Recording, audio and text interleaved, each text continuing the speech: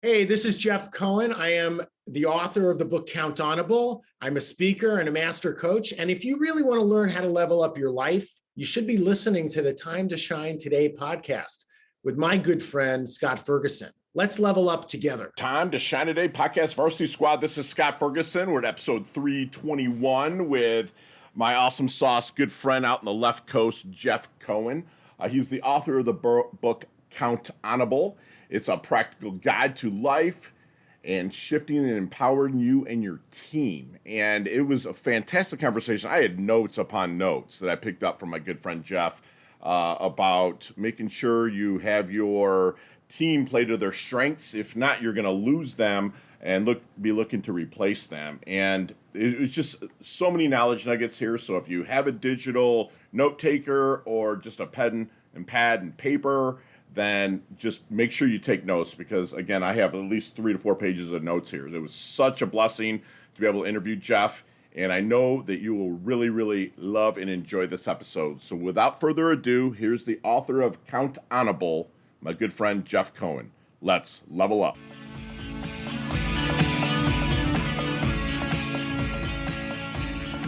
Time to Shine Today podcast Varsity Squad. This is Scott Ferguson, and I got my friend from the West Coast, and we were joking because I always call it the left coast.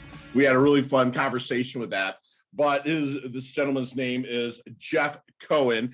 From his business is C-Level Roundtable. He really helps level up companies. He's an author of a book, which we will get to. We're going to have a free giveaway, so you have to listen to the end. But Jeff is about developing leaders and teams with an ownership mindset, is the ticket to having freedom in your business. Jeff is the founder of 6 businesses, now presents Count Honorable, the new book.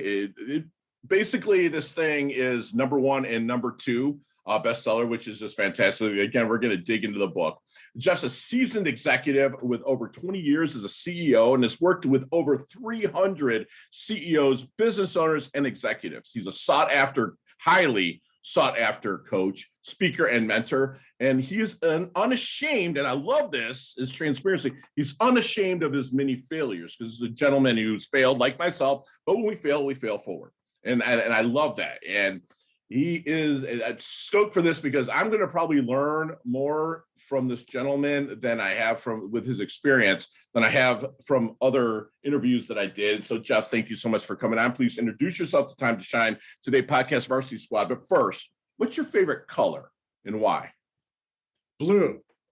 That's why I chose it for the color of my book. I love it. I got a little blue here too. I love it. Mine's kind of a purple because I have a red streak to me as well.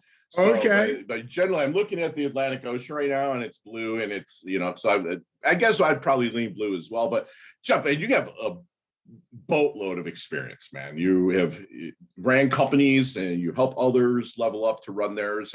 But let's get to your roots of things and how you started to build the C-Level Roundtable. So. It really started at an early age for me because, a lot of people grow up and they say, I want to be a doctor, I want to be a lawyer. And, at 8 years old, I didn't say I want to be an entrepreneur. What I said was, hey, sports teams, will you send me some stickers? Yes, thank you. This enormous batch of stickers from all the sporting teams throughout the country. Love it. And so I called my mom in. I said, Mom, that's the wall I want to put them on. And she said, no, they're not going on that wall. They're not going on any wall. And I'm like, okay, no problem. So I didn't ask if I could put them on the car. Instead, what I did was I put them on my notebook and I went to school. And my friends started asking if they could buy stickers from me. And that's how I became the accidental entrepreneur. When I made $50, my dad said, Jeff, you're an entrepreneur. And I'm like, that's amazing. What is that? What is it? And he said to me, Jeff, that's the way you will have the ability to call all the shots in your life and you will have freedom. Yes. And, I learned a lot from that. But the reality was, having worked for big companies like IBM and ADP and others, and having them as clients, and working with CEOs of big companies and small companies, what I learned is that most entrepreneurs are surviving their business. They're not getting the opportunity to actually have the freedom that they want. Their hands are shackled to their business. Sure. It's not going the way my dad told me it was going to go for them. And guess what? It didn't go that way for me either. Okay. I felt shackled by my business most of the time. I had a fast growing software company. We grew from nothing to 50 people in 2 years. We had 100 Fortune 500 and Global 2000 accounts. It was amazing. Wow. And then 2007 hit. And I swear, I could not believe this, Scott, but within a 3-month period, every single one of our clients came to us and said, "Hey, Jeff, we absolutely love you guys. And you're fired." I was just say, but there was a button there somewhere. All right. Right around that time for sure. And I learned, a really tough lesson about being leveraged and growing fast and not, thinking it would ever end. And so not preparing for contingencies. Wow. And it really sucked. I didn't treat people the way I would have wanted to be treated. I was a crappy boss. I realized that when I really did self-assessment about, 7, 8 years later. And I got to the heart of the problem that not only did I have in business, but that CEOs and business owners and entrepreneurs and executives have today in what they're doing. And what's the heart of that problem? So people think it's accountability. Okay. They think that their people are just not accountable. And they're frustrated that they can't get their people to be accountable. People are looking at accountability like something that someone else is responsible for. So they assign a job to you. And Scott, I'm going to tell you, listen, I really appreciate that. When you come to a meeting, you're on time, you're prepared. Like, I know I can count on you for those things. Right. And then they'll add something on. They're either interviewing for the job with somebody and they know they want the person, or there's just something that needs to be done. And they take their A player for the A job and they say, "Hey, by the way, could you also do the laundry?" So they take them out of what their skill set is then, in a sense, right? They're not focused on what their strengths are, what they love doing and what they're great at. They're focused on this little thing that needs to be done. And the minute you do that as a manager, you've taken your A player, you've given them a B job, and they will begin disappointing you from that moment forward. Wow. And before you know it, you have a B player and you're looking to replace them. Wow. That is so strong. That's true. I've been guilty of it with Time to Shine today. We 30 employees and whatnot, and I've taken people out of their skill set. And I grew up with an athletic background, and I was always told, hey, this is what you're good at. This is what we're going to really level up and whatnot. That is so true. And I love that you said, don't give your A player a B job because it'll just turn them into a B player. That is a strong quote, man. Like, that is huge. That is huge. Well, and so you want to know what causes that? Yes, please. Because it's not being accountable that causes that. It's the fact, it's two things. First off, we all do have a different definition of what accountability is. Sure. And people resist it. Right. People resist accountability. There's nothing you can do about that. Wow. You can come and you can say, look, I love being accountable. And there is a certain percentage of the population that does. Sure. It took me 2 years in a program called the Team Management Leadership Program to identify how I could love being accountable. But I promise you, Most of your people are not going to spend 2 years getting intimate with the word accountability. Sure. So they resist it. Okay. And you get frustrated because you actually may not have a mechanism that manages the promises that they make. And you're still trying to manage the people. Wow. Huh. And so what is Jeff's then definition of accountability? Well, I'll just read you the one I put in the book. How about that? Okay.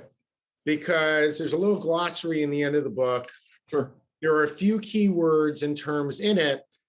And some people like it's beneficial. So thank you for asking. Yeah. So there's actually 2 definitions I want to read to you. The first one is accountability. So my definition of that is a disempowering state that has employees feel as though they are on the hook to deliver something, regardless of their ability, desire, or the impact on the daily workload in their current job. Wow.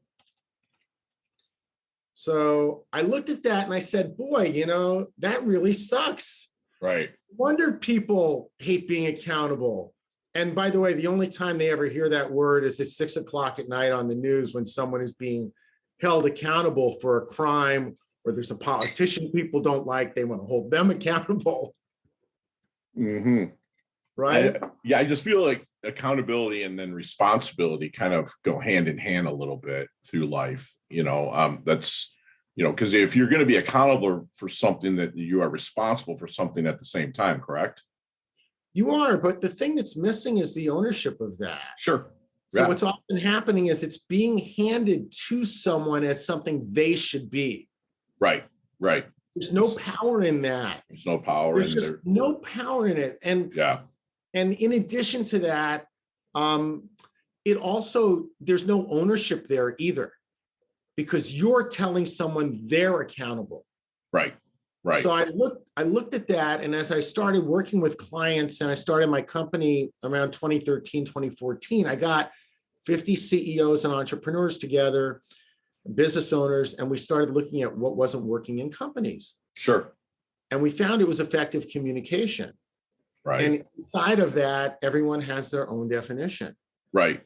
But here's what the difference between accountability is as a disempowering state and an empowering state. Because people love to take pride in what they do. In addition to loving the pride that they get to take when they say, you can count on me for, right? Right, absolutely. Yeah, because that's their strength. You freaking hired them. Right. I mean, it's, and you take it away and you're making, absolutely. So do you handle doing it? We're going to move along. Do you handle people like the companies, a lot of one-on-ones, or is it with teams? So everything I do is about teams, and it starts with an individual. Okay. It always starts with the leader. Okay. Very if good. You are the CEO, the executive that runs a team, a business owner, right? Right. It always starts with you. Why?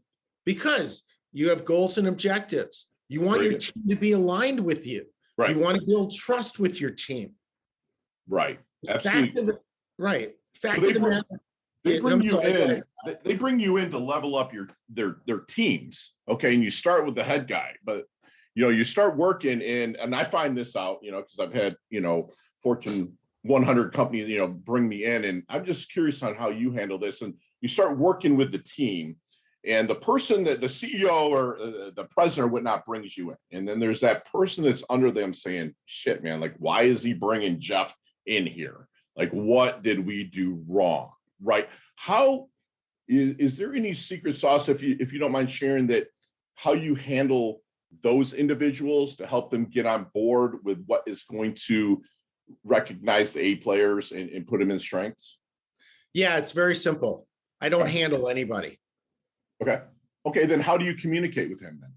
Very straightforwardly, with a process and a path to get from where the CEO wants to be where they are today to where they want to be, and where that executive and their team can support it.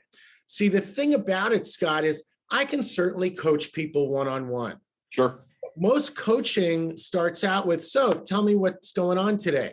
Right. How can I help you today? What Right. problems do you have today? Right. I care about that. What I care more about is, what are your business objectives in the next 1 to 3 years? Okay. What is going to happen in the next 90 days that will move you and your team toward that goal? And how do you know that if your CEO wants these things, how do you know that your team is delivering on what the CEO wants and is aligned with HR, sales, Sure. finance, legal? Like, how do you know all of those people are aligned?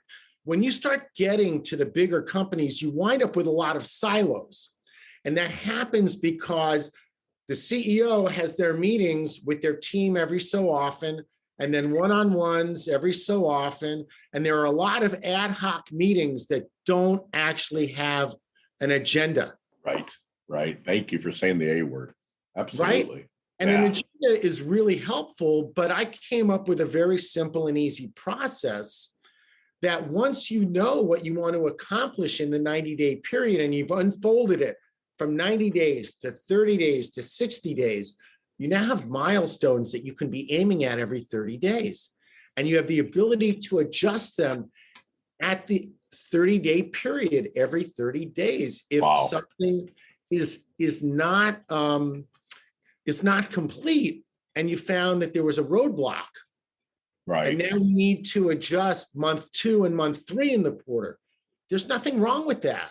Yeah, I love that analogy with that as well, because like you have a big picture, but again, you break down the milestones at the 30 days, and like say inch by inch, it's a cinch, by the yard, it's hard. If you try to take care of that 90 days now, it's never going to happen, but you can move slowly towards that process. I love it. So when you're starting to maybe work with somebody in a discovery period, Jeff, is you're communicating, you're asking powerful questions to them to really get to know them and how you can help them. But is there any good question that you wish they would ask you but never do? You know, that's a great question, Scott. And I just want to delineate my process versus the one you just defined. Because the questions I asked, by the way, they're all in the book. Mm-hmm. It's actually, I create a game plan with them for 90 days. Sure. And that's our roadmap. But you can't get to that game plan, though, without asking the questions and getting to know them, correct? Well, that's the whole point of the game plan, is it actually steps you through. Okay, I'm glad we clarified that. Okay, very good. Okay. Yeah. And then what happens out of that is you wind up with the priority actions that map to the milestones, and you meet every week with your direct report to just check in. Hey, where are we at in this or that? The question I always ask people, and they don't always know the answer to, is what triggers you? Okay. What would you wish they asked you? Well, when I ask them that question, then they often turn around and ask me, what triggers you? Absolutely. And then I say to them, that's really, really simple. Read chapter 1 of my book, Grand Theft Auto. Okay. Because that's where I developed the number one trigger that I have today. Mm-hmm. And like, without all of the work I've done on myself around communication, when you ask me why in the right way, I totally will get triggered, and I'll waste 20 to 30 minutes of your time telling you why. I'll tell you all of the things I've done instead of what you want done. Right. I am all over that. And you know what? We don't realize this, but if you got 5 or 6 people reporting to you and you're triggering them once a week, you're going to waste 2 or 3 hours a week. Right. Stop triggering people. I tell my CEOs and execs, take why out of your question, period. Because if you want to level them up, there's so much judgmentalism. You might disagree with me, but I'll tell you what, I have 100% victory with the why. Just get rid of why. And you can ask a why question with a what and a how, so much easier without Or where? triggering them, like you said. Yeah, or where? Right. Where Right, is yeah. my favorite? Because, if you think about it, why it's like you're pointing a finger. Judging. Yeah. Right. Where is out there someplace? Right. Yeah. And Right? you can bring out there to here, and then you get to the bottom of it. Love it. Yeah. And my favorite, in fact, I talk about in the book, like how do you actually do a priority action list meeting, a verify meeting on a weekly basis with people, is you start going through the priorities and you say, hey, where are we with this one? Right. Where are we with that one? Not where are you? Right. Where are we? Team. Love it. Love it, man. Right? And a lot of that just is also to take the onus off of them so you don't have to spend a half hour listening to why. Because people want to give you their reasons all day long. Oh, yeah, absolutely. Absolutely. Thank you for, pointing that out. So let's take it this direction. Have you ever seen the movie Back to the Future? Oh my God. How many times? Right, exactly. Let's get in that DeLorean with Marty. Okay. McFly. Let's go back to the double deuce, the 22-year-old Jeff. What kind of knowledge nuggets might you drop on him? Not so much to change anything, because your journey has been pretty freaking awesome, but to maybe help him blast through, shorten that learning curve, and maybe level up just a little bit quicker, Jeff. Oh my God. Just one thing. And wow. Yeah, don't be an asshole. I fucking love it, dude. Thank you. Because coming out of the military, because of what I did, I had that kind of like, and then I really turned into a narcissist, like myself. And I'm not saying you, but I had very narcissistic tendencies, and I still do. I'm a recovering narcissist with my coaches, right? And I learned my lesson in 08, 09 myself, going from printing money to nothing in getting, let go. And like, I've been a real estate broker for 23 years in high-end real estate. And obviously during that time, everything crashed. Thank you for being transparent with that, man, because that is the biggest thing. And I've had to say that to a couple of the C-suite people, in a sense, like, don't take offense to this, but you're kind of an asshole in a sense. And I say it just kind of jokingly, because we've already have a rapport. I know I can say that. Sure. But no, I love that. So Jeff, how do you want them? Because you do so much for people and you really care, because I can hear it in your voice. But how do you want your dash remembered? That little line in between your incarnation date and your expiration date, your life date and your death date. How do you want Jeff's dash remembered? There's only one reason any of us does business. It's because we want to have relationships that are meaningful with our family. Oh, yes. Yeah, so good. I forgot that. And that's why I got divorced and why my kids wouldn't talk to me for 2 years. I'm sorry, Jeff. Wow. It took something to get those relationships reconnected. Like my ex-wife and I, we now are friendly. My son and I, are awesome. My wife and I have a 15-month-old foster daughter. Wow. We're doing foster to adopt program. Thank you for doing that, man. I never thought I would at this age, but what I find is that I was a dick to my family, to my employees, even to my customers, because things were going so great. Right. But I killed every relationship I had. And, this is giving me the opportunity to experience like being a dad the way I want to be a dad. Yeah. And being a husband the way I want to be a husband. I love the harmony of what you're bringing up, because you and I are brothers from different mothers, man. I'm going to tell you, like, it's like I have that path as well. And it's just the harmony that you have, because, when I coach, a lot of people want balance, which balance to me is zero. Like, I really believe in harmony within a company. So, or even with someone's life, with regards to like the guitar might be relationships, the horns might be money, and whatnot. But if one of those instruments is out of tune, then you don't have a tight jazz band, you don't have good music. And I really see you going in to companies in really building through accountability, the harmony within the company. And like, you're good. You're so well spoken, man. And I can hear really people listen to that. Well, I will tell you, there's first off, thank you for the compliment. Yeah, man. I'm really grateful. But I will tell you, I don't come in focusing on making people accountable. There are plenty of systems out there that do, like the entrepreneur operating system Sure. and scaling up. They say you have to be accountable, Sure. but you can't make people do something that they're always resisting. Right. However, people love the idea of being countable.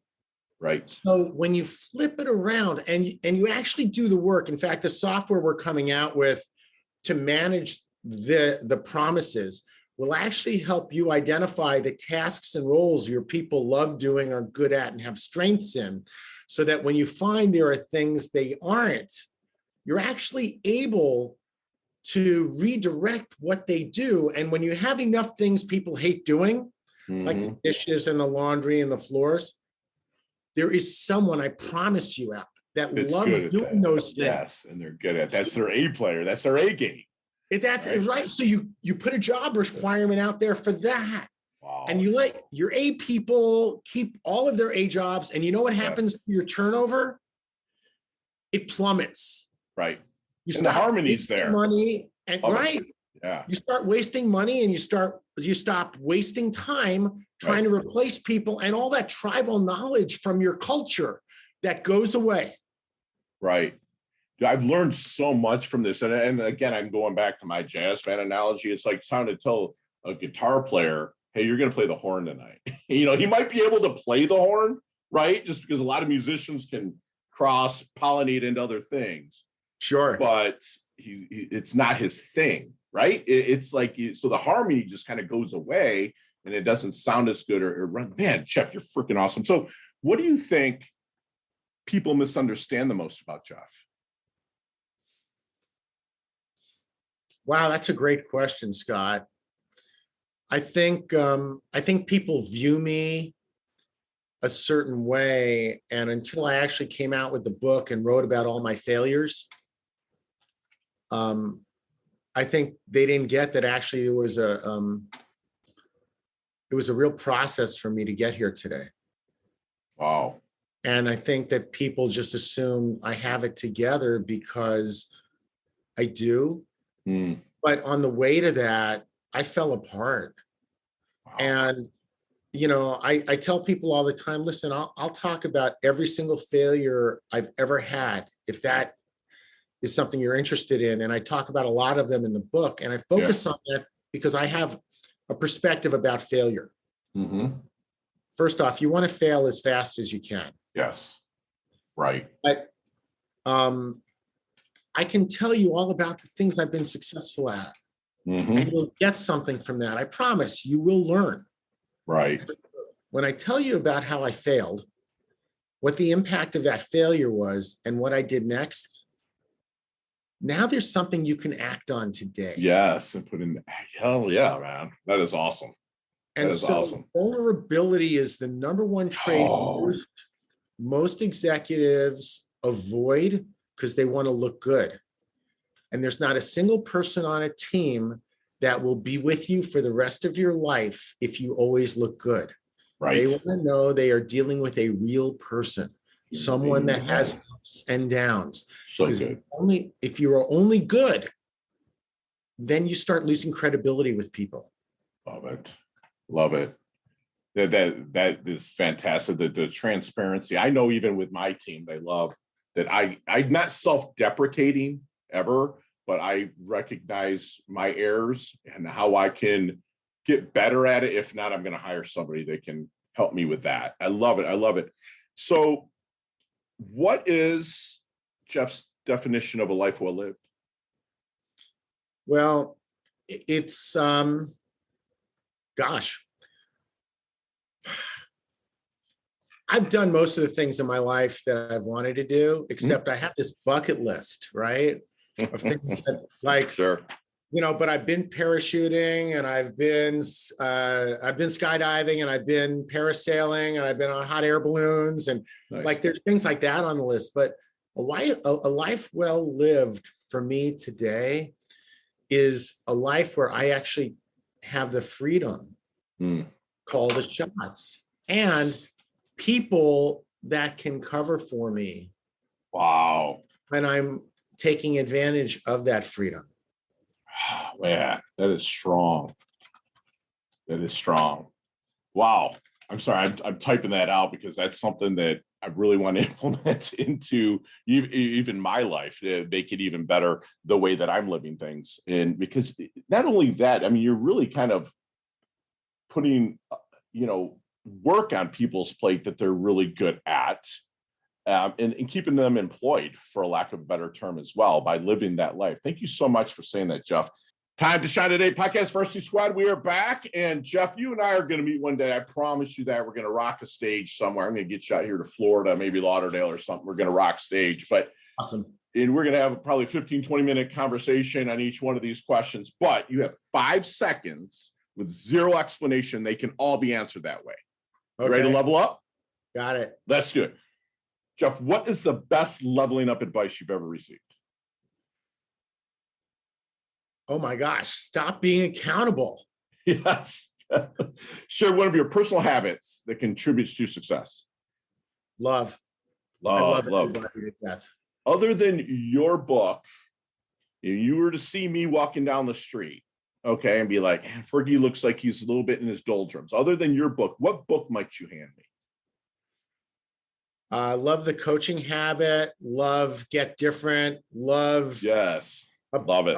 5 Dysfunctions. Love the Attraction from like. There's a bunch of great books. Love it. Love it. Nicknames growing up? Potsy. Potsy. Love it. From Happy Days? Love it. Love it. I actually had drinks with Anson Williams, like in California. It was crazy. Anyways. So you love it. So I grew up with Kathy Silvers, who was on Happy Days also. Love it. Yeah, the girlfriend of Aaron Morris. Anyway, I love it. Yeah. Chess, checkers, or Monopoly? Chess. Love it. Go-to ice cream flavor? Rocky Road. Love it. There's a sandwich called the Cohen Potsy. What's on that sandwich? Build it for me. Gosh, avocado, lettuce, tomato, turkey, mayo, mustard, and no pickles. No bacon, no man candy? No, it's good. Right there. Gotcha. If you could take a time machine, not change anything for one day, you can't change anything, would you go 20 years in the future or 20 years or any time in your past?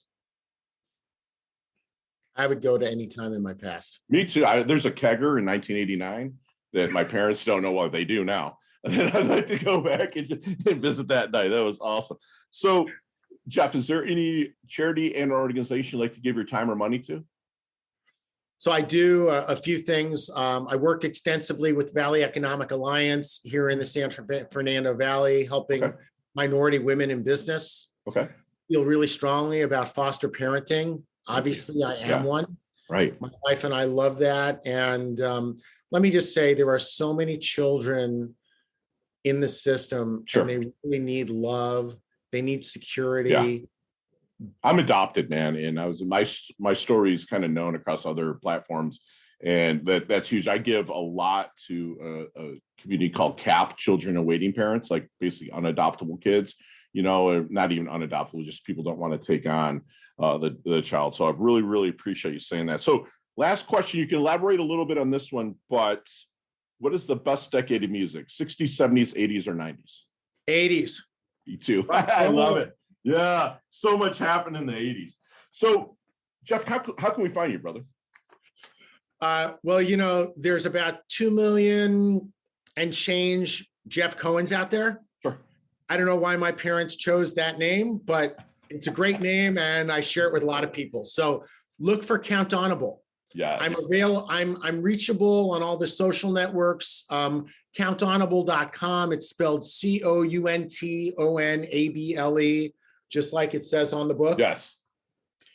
And I'm very active on social media, LinkedIn, Instagram, Twitter, Facebook, like all the platforms. And if you come to the website, you can download the first chapter of the book. You can also get at all of the tools on our resources page that are available so you can create a Count Honorable company yourself. And if you're interested, there's a button there where you can get on my calendar or the calendar from someone on my team so that we can understand what is up with you and where you're experiencing challenges and determine if shifting your culture to one where being countable would conceivably make a difference for you and your team. And I love that. And we're gonna Time to Shine today is going to do a free giveaway for the first person that puts in any of the social links, whether it's LinkedIn, Pinterest, Instagram, Facebook, whatnot, where we were going to post this, puts in Potsy, Potsy. If they put that in there, I'll know that you've listened, and I will send out. I'm going to order them through Jeff, and I'm going to have Jeff Hancock sign it for you, and then get it out to you. We'll pay for the postage as well. And Jeff, if you can do me one last solid and leave us with one last knowledge nugget we can take with us, internalize, and take action on. So I'm going to do that. And I just want to say one thing. The person that gets this book will be getting a limited edition copy. Wow. It has a mistake. We uploaded the wrong version to Amazon, and I printed 25 of these. Okay. And so I'm numbering them. Okay. And the mistake is it's got 2 chapter 36s. Okay. Love it. So they're going to get the limited edition, the 25. They're going to get the limited edition version. I love it, man. Thank you. And I will be excited to do that. So that is awesome, man. The one thing I will say to everybody out there, the one thing I want to leave you with is stop being just accountable. Be countable. I love it, man. Love it. Love it. And squad, we legitly got a free masterclass from my friend, Jeff Cohen, who loved his little stickers, right? And it was like you became kind of an accidental entrepreneur, and really through the encouragement of his father and really laying it out for him, now he levels up huge businesses. And, he is someone that really wants to have you and himself call the shots in your life, knowing that those shots that you call is freedom for you. A lot of entrepreneurs, Jeff reminded us, they're just surviving their business. He wants to, they feel shackled to the business. If we make a warm introduction to Jeff for you, he'll, instead of survive, he'll help you thrive. Okay. He'll help you get to the heart of the problem where people they have the distortion of accountability. He wants you to be countable, which I love that he said it to me off mic, but it's kind of like a sideways version of looking at it. But now that I've talked to him, makes a hell of a lot of sense, and he'll remind you entrepreneurs out there, don't give your A player a B job, or that will turn them into a B player. Okay. He wants to really help you put a process, a path to get to where you want to be, but he's going to break it down. He'll get your 90-day, 120-day vision, but he's going to break it into micros into 30 days. And like we say, inch by inch, it's a cinch, right? By the yard, it's hard. So he's going to really help you break it down. He's going to ask you what triggers you. And don't be afraid to ask him what triggers him as well. If you're going to talk to my good friend, Jeff, Jeff is out there, failing, but failing forward. Like a football analogy, my favorite running back, Barry Sanders, being from Detroit, he would get tackled, but he failed forward. He would fall for that extra yard. Jeff really, I believe, is planting trees he's probably never going to sit in the shade of. He's a mentor as well, through what he told me with what he's saying. And again, we all know that the more you mentor, the more immortal you become.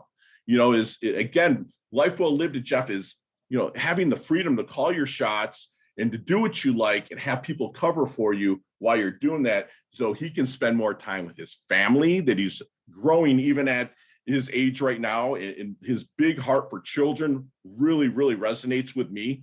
He wants you to stop being just accountable, be countable. And that's what my good friend Jeff does. He levels up his health. He levels up his wealth. He's earned his varsity letter here at Time to Shine today.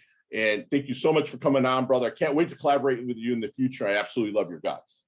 Thank you so much, Scott. What a pleasure it's been. And I just really acknowledge the hard work you do in helping your audience level up. Thanks, brother. We'll talk soon, okay? You bet. I know. Hey, thanks so much for listening to this episode of Time to Shine Today podcast. Proudly brought to you by Sutter and Nugent Real Estate Excellence, who can be reached at 561-249-7266 and online at www.sutterandnugent.com. If you're a business owner or professional who would like to be interviewed on Time to Shine Today, please visit timetoshinetoday.com/guest. If you like this episode, please subscribe on Apple Podcasts, Google Podcasts, Stitcher, Spotify, iHeartRadio, or wherever you get your podcasts. There's a link in the show notes to our website. Also there, you will see our recommended resources. We hope that you will support our show by supporting them. If you like what you've been listening to, it'd be great if you could just give us a 5-star rating and tell your friends how to subscribe while you're at it. I'm your host, Scott Ferguson, and until next time, let's level up. It's our time to shine.